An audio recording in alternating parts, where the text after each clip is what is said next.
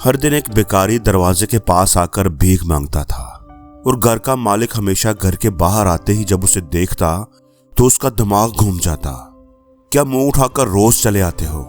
वो उसे कोसता, बुरा भला कहता और कई बार तो गालियां भी निकाल देता। तू जिंदा ही क्यों है? पूरी जिंदगी ऐसे ही मांग मांग कर खाएगा क्या?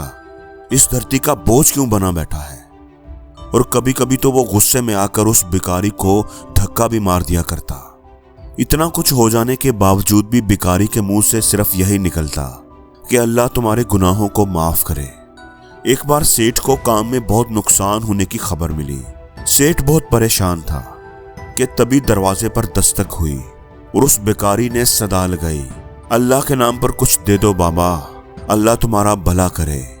अब सेठ था तो पहले ही परेशान, भिखारी की आवाज ने तो जलती पर जैसे तेल का काम किया। उसे और भी गुस्सा आ गया। गुस्से में अपना आप खोते हुए सेठ ने उस भिखारी को जोर से धक्का मारा। धक्का खाने से भिखारी गली में गिर पड़ा और उसका सर एक पत्थर से जा टकराया और खून बहने लगा। फिर भी दर्द से रोते हुए भिखारी ने इतना ही कहा, अल्लाह तुम्हारे गुनाहों को माफ करे। ये कहते हुए भिखारी वहां से चल पड़ा। सेठ सोच में पड़ गया कि मैंने भिखारी को गालियां दी हैं, जोर से धक्का मारा है, बेचारे का सर फट गया है और फिर भी उसने यही कहा है, मेरे लिए दुआ करता हुआ जा रहा है, मुझे उसने कोई बद्दुआ नहीं दी। उसका गुस्सा थोड़ा सा ठंडा हुआ तो पता नहीं उसके दिल में क्या आया। वो उस भिखारी के पीछे चल पड़ा। देखता हूं ये क्या करता है, कहां जाता है, कहां रहता है। अब सेठ ने भिखारी का पीछा करना शुरू कर दिया। भिखारी जहां जहां जाता सेठ उसके पीछे जाता जाता। सेठ ने देखा कि कामी लोग उसकी कोई मदद करते हैं। ज्यादातर लोग तो उसको दुत्कार देते हैं। कोई उसकी बेइज्जती करता है, कोई गाली देता है और कोई जवाब ही नहीं देता। लेकिन कोई जैसा भी पेश आए सबके लिए भिखारी एक ही दुआ करता है, अल्लाह तुम्हारे गुनाह माफ करे। अब रात होने को आई थी। भिखारी अपने घर की तरफ जाने लगा। सेठ अभी भी उसका पीछा कर रहा था। एक पुरानी सी झोंपड़ी के पास आकर वो रुक गया। दरवाजे के बाहर एक टूटी हुई चारपाई पर एक औरत लेटी हुई थी। काफी कमजोर और बीमार लग रही थी। वो शायद भिखारी की बीवी थी। अपने शौहर को वापस आता देखकर खुशी से वो उठकर खड़ी हो गई। उसने भिखारी के भीख वाले डिब्बे में देखा तो भिखारी उसके लिए खाना लेकर आया था। खाना निकालते हुए उस औरत की नजर भिखारी के सर पर पड़ी जहां से खून बह रहा था। वो औरत ये देखकर परेशान हो गई। ये क्या हुआ आपको? आपके सर पर चोट कैसे लगी? वहां से तो खून निकल रहा है। भिखारी ने कहा कि आज तो सबने धक्के ही मारे हैं, गालियां ही दी हैं। किसी ने मुझे धक्का मारा था और मैं गिर गया, चोट लगने से सर फट गया है। फिर वो एक गहरी सांस लेकर बोला, मैं जानता हूं ये सब तो मेरे गुनाहों का ही फल है, ये सब मेरी ही कमाई है, मेरे कर्मों की कमाई है। तुम्हें याद है कुछ सालों पहले हम कितने अमीर होते थे? क्या कुछ नहीं था हमारे पास जरूरत की हर चीज थी, लेकिन हमने कभी भी खैरात नहीं दी थी, गरीबों की मदद नहीं की थी।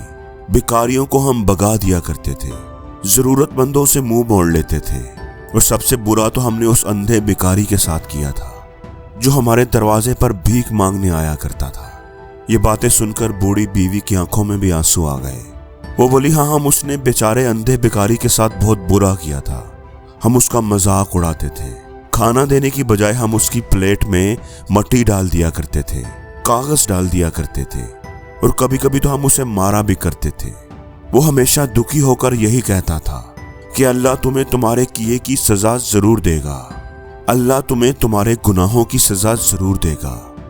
उसी अंधे की बद्दुआ लगी है हमें और हम इस दुख भरी जिंदगी में आ गए हैं। भिखारी बोला, इसलिए तो कोई चाहे मेरे साथ कितना ही बुरा क्यों ना करे, मुझे कितनी भी तकलीफ क्यों ना दे, मैं किसी को बद्दुआ नहीं देता, मैं तो उसे दुआ ही देता हूं, क्योंकि मैं नहीं चाहता कि कोई और भी हमारी तरह ऐसी जिंदगी गुजारे, किसी को भी हमारे जैसे दुखों का सामना करना पड़े। जो लोग बेकसों का मजाक उड़ाते हैं, उन्हें तकलीफ देते हैं, वो नहीं जानते कि वो कितना बड़ा गुनाह कर रहे हैं। इसलिए अनजाने में किए हुए गुनाहों की सजा किसी को भी मिले मैं नहीं चाहता।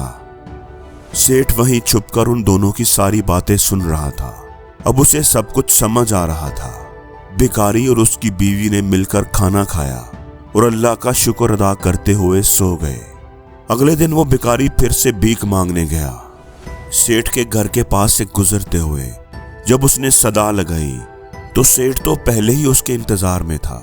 उसने उस भिखारी को अपने घर में बिठाया, उसे खाना दिया, पैसे दिए, उसकी खिदमत की और फिर उससे माफी मांगी।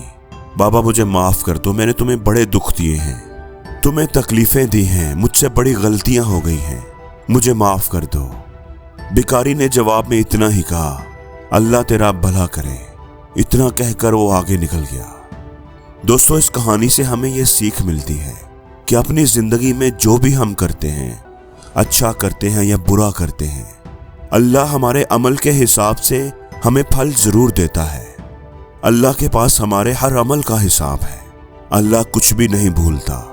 वो हमें मोहलत जरूर देता है, लेकिन जो कोई तौबा नहीं करता, अपने आप को दुरुस्त नहीं करता, माफी नहीं मांगता, बुराई पर डटा रहता है, उसे अपने किए का हिसाब चुकाना पड़ता है।